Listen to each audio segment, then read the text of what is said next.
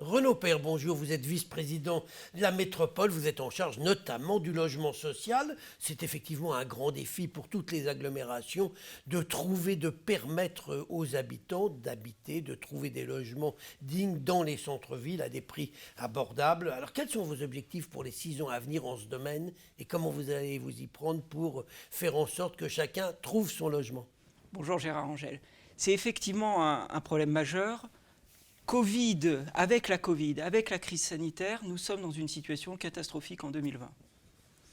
Sur à peu près, jusqu'en 2019, on avait de l'ordre de 7 demandes pour une satisfaite dans le parc social.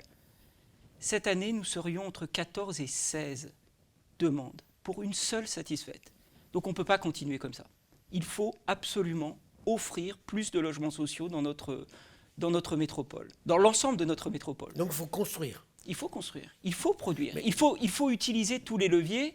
Et l'objectif, nous l'avons donné, il est, à la fin du mandat, d'atteindre 6 000 logements sociaux par an, c'est-à-dire d'augmenter de 50%. Parce qu'on est actuellement, dans les dernières années, autour de 3 000 par an. Alors encore une fois, on est de l'ordre de 4 000 par an, et donc encore une fois, il faut faire l'exception de l'année 2020. Mais nous sommes donc dans la nécessité d'augmenter considérablement les logements sociaux. Ça n'est pas possible de continuer ainsi. Ça va coûter combien? Alors ça va coûter combien? Il y a énormément de leviers pour construire des logements sociaux. D'abord, nous travaillons avec l'ensemble des acteurs du logement qui attendent cela, parce qu'il faut bien dire aussi que la construction a été particulièrement ralentie dans les derniers mois, voire dans les dernières années, élections municipales y contribuant, les acteurs économiques et notamment les acteurs du bâtiment attendaient. Et donc, les acteurs économiques attendent cela. Il faut aussi, bien sûr, que la métropole investisse. Nous sommes en train de faire les arbitrages en ce moment de notre programmation d'investissement. Et je peux vous dire que Bruno Bernard est véritablement mobilisé pour qu'il y ait une politique de logement extrêmement offensive dans cette métropole. Alors, Renaud Père, 2 questions. La première, quand est-ce qu'on va voir physiquement des premiers logements émerger? Parce qu'il faut du temps entre le moment où vous allez dire bon, on construit, là voilà 200 logements à tel endroit, 300 à un autre, et dans combien de temps les travaux vont commencer et quand est-ce qu'ils peuvent être livrés? D'abord, il y a évidemment des actions qui ont été entreprises avant et évidemment nous prolongeons cela. Nous sommes sur les premières programmations là, les décisions que nous prenons en ce moment, la concrétisation se verra dans 2 ans. Dans 2 ans. Dans 2 ans, les premières grandes concrétisations. Je vous prends un exemple quand même.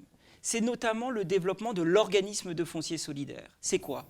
C'est cette idée que nous allons dissocier la propriété du sol, du foncier, de la propriété du bâti. Ce qui permet à une partie de nos concitoyens, des habitants et des habitantes de cette métropole, d'accéder à la propriété d'un logement de façon beaucoup moins onéreuse que par le passé. Voilà, ils n'achètent plus le terrain, mais ils louent.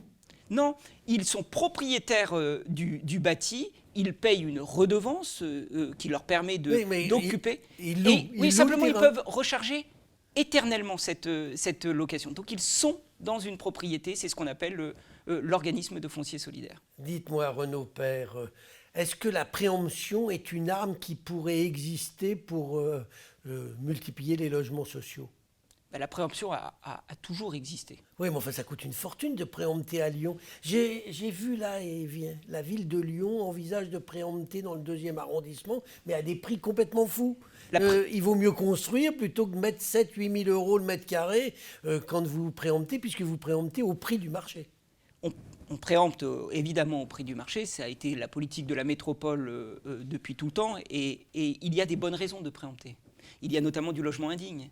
Il y a notamment du logement insalubre. Et ça, c'est un de nos grands objectifs, de réduire cette part d'indignité du logement dans l'ensemble de la métropole, mais dans Lyon intramuros aussi. Et puis, bien sûr qu'il faut construire, mais il y a aussi une ville qui atteint ses limites, une ville qui est extrêmement dense, et il y a des communes de notre métropole, la ville de Lyon probablement au premier rang, sur lesquelles nous ne pouvons plus construire.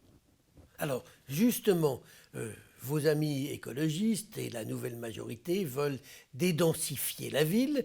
Comment on peut faire cohabiter la volonté dédensifier d'un côté et de construire plus de logements sociaux de l'autre côté?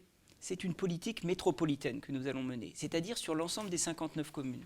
Oui, il faut corriger ou continuer à corriger l'inégalité ouest est dans les constructions, et notamment dans les constructions de logements sociaux. Oui, il faut imaginer que nous serons dans une métropole avec plusieurs polarités, et notamment autour des grandes lignes de transport en commun, des gares, puisque nous espérons quand même bien avancer sur ce dossier de réseau express métropolitain en lien avec la région Auvergne-Rhône-Alpes. Donc il y aura des nouvelles polarités dans cette métropole. Donc il y a encore des possibilités de construire tout en veillant à ne pas trop densifier ce qui atteint aujourd'hui ses limites. C'est vrai de certains cas.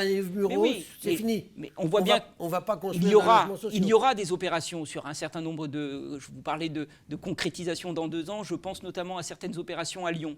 Mais oui, effectivement, Lyon atteint ses limites, et comme la plupart des grandes villes, nous sommes dans des opérations qui ne seront plus des opérations de densification à outrance, comme on a pu le voir par le passé. Alors dites-moi, parlons maintenant de l'encadrement des loyers. Ça, c'était votre grand truc. Vous dites, on va régler tous les problèmes, on va encadrer les loyers, comme ça les gens pourront se loger à pas cher. Paris le fait, Lille le fait, et ça n'a donné aucun résultat. Pourquoi c'est de l'idéologie chez vous de vouloir faire des choses qui ne marchent pas? Mais je ne sais pas pourquoi les journalistes n'arrêtent pas de dire toujours cela, que ça n'a pas marché à Paris. Il faut regarder cela dans le détail. Ça a marché dans les premiers mois, dans les 6 premiers mois par effet d'annonce, et puis ensuite, les communes se sont vues un peu dépassées. C'est le cas de Paris, c'est le cas de Lille, parce elles n'ont pas mis en place une surveillance, une veille. Parce que, évidemment que si on encadre les loyers, mais que le locataire ne peut pas alerter sur le fait que son propriétaire loue à un loyer qui dépasse le plafond, ça ne marchera pas. Donc nous sommes en train de mettre en place... Une brigade de surveillance ?